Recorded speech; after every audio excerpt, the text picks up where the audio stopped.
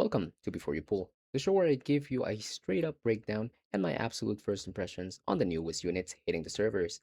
I'm your host, and today we're putting the magnifying glass on Jing, the latest high value archer that everybody has been anticipating to join the Dragon Traveler roster. Now, if you've been following this game for a while, you know the cycle. A new banner drops, the art looks incredible, the skin, sheesh.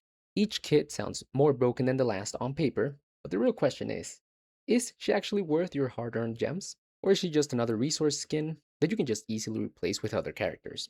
Now, Jing actually plays into a very specific playstyle, satisfying those players that are looking for a high precision unit, but it's a glass cannon.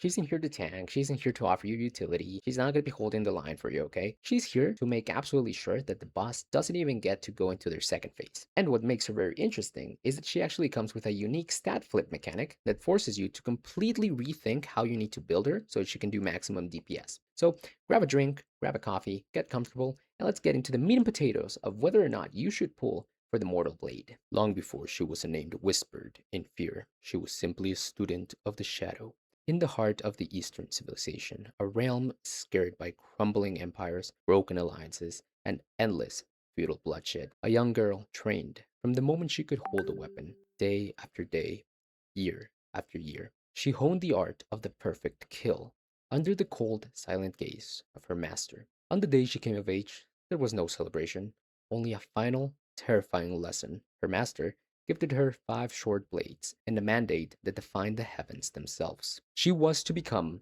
the true ruler of the world, not by sitting on a throne, but by claiming the shadows. Her mission was absolute: assassinate unjust gods and protect the fragile rights of mortals. To aid her impossible crusade, she was giving the Pierce Sun sword box, forged in an ancient era when the way of the king had rotted away and warlords slaughtered each other by sunset. This relic had known no true master until her, until Jing. Within the box lied an art passed down through generations, a technique of sword control so absolute, so devastatingly refined, that taking the head of a false god from 1,000 miles away is as effortless as plucking a falling leaf.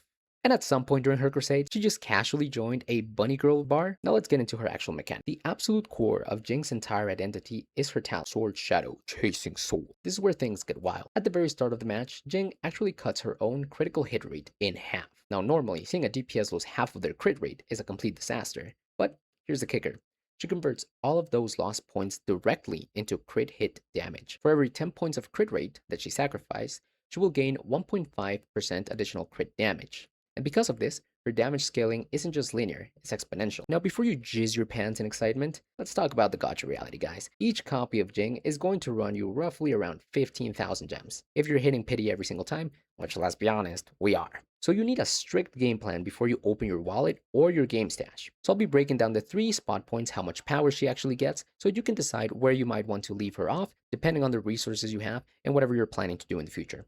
The budget option, getting her to 5 purple stars or talent level 3, is the ultimate play for free to play, and it will run you for 3 copies and 3 golden slimes. At her talent level 3, she gets a flat 100% crit rate boost, and well, if you recall her passive, since she will immediately eat half of that, it's essentially feeding her conversion engine for free right out the gate. If you want her to perform well without completely breaking your bank, this is a good stopping point, and alongside some good crit pieces, you can start to make her work even at this investment, and getting her to red star will realistically take you about a month of grinding. So in about a month of grinding, you'll be able to unleash her next talent. But assuming you don't want to wait and you're trying to invest a little bit more into her, then you might want to get her to talent level 4, which is the 1 red star. This is for the players who actually want to use her out the box and actually implement her into your teams, so you can push story or whatever other piece of content you have. At her talent level 4, her sword array prevents enemies inside from gaining any buffs or shields. So you know that Hell Veil everybody's trying to spend gems on so they can get their skin? Yeah, she dead.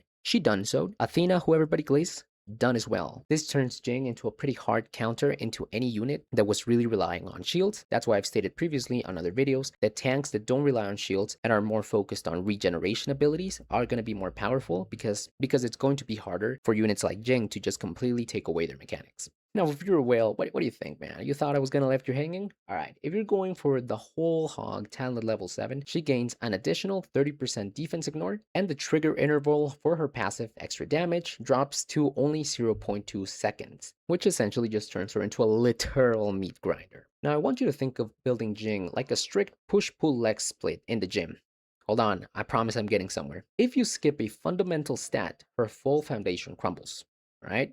So you cannot just slap your generic leftover attack gear on her and expect results. You have to heavily lean into her conversion passive for you to see results at any star level. For her subclass, a good recommendation is to run Bounty Hunter, which is a tier 3 archer passive, because Jing is notoriously squishy. She desperately needs that extra 8% HP and 16% magical defense just to stay on the board long enough to hit her maximum damage window. As we said, she's a glass cannon. For her armor, very similar to Ifrit, you want to go all in on the crit set. And your best friend for that is going to be the Ranger's gear. You're going to want to get the helmet, chest piece, braces, and boots, so that those additional crit rate points go into her passive so she has something to munch on and she can actually turn that into crit damage. Now for her weapon and artifact, is it really any surprise that we're looking at the Last Whisper Bow and the Eagle Warrior's Portrait since she is a DPS? The Last Whisper Bow will give her a 20% attack boost and a 12% defense ignore, which is just busted, and the Eagle Warrior will give her 12 haste and a massive 20% multiplier on her overdrive damage. This ranger set plus bow and eagle statue is going to essentially be your bread and butter for any DPS that you're trying to build that you want to heavily focus on crit.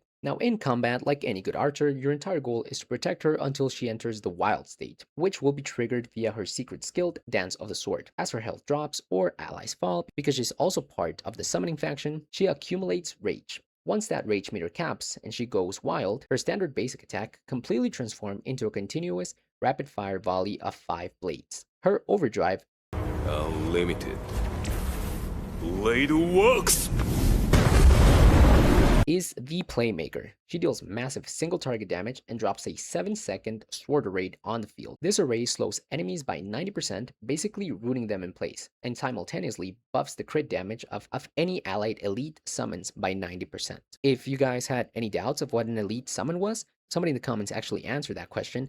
And you know that Miku chick that summons this like giant plushie? Well, that giant plushie is considered an elite summon, very similar to Hades' dupes. Those are also considered elite summons. So like the big boys, let's just call it that. While that array is up, every single attack she or her summons make fires off a guided phantom sword. If you're actually using her within the death rattle team or the wild status, where there's going to be a lot of units dying or a lot of people entering rage, she becomes an insane force multiplier, dealing a ton of damage, but also enabling all of your other units to just stack up crazy amounts of damage. So to bring it all together, is the Mortal Blade a must pull? If you're a PvE focused player who is hitting a brutal progression wall against high defense tank bosses like your Athenas, like your Hellveils, and you have at least around 50,000 gems saved up to hit that critical talent level 3 power spike, then yes, she's a good pull. When built correctly, she's arguably the best single target defense shredder we currently have. But that's the important part. If you're able to get her invested, do you have the full set of rangers so that you can actually feed into her passive and she can turn that crit rate into crit damage? As always, regardless of what you do, getting one copy is 100% advisable, because from there you will be able to summon the rest of her copies through shards,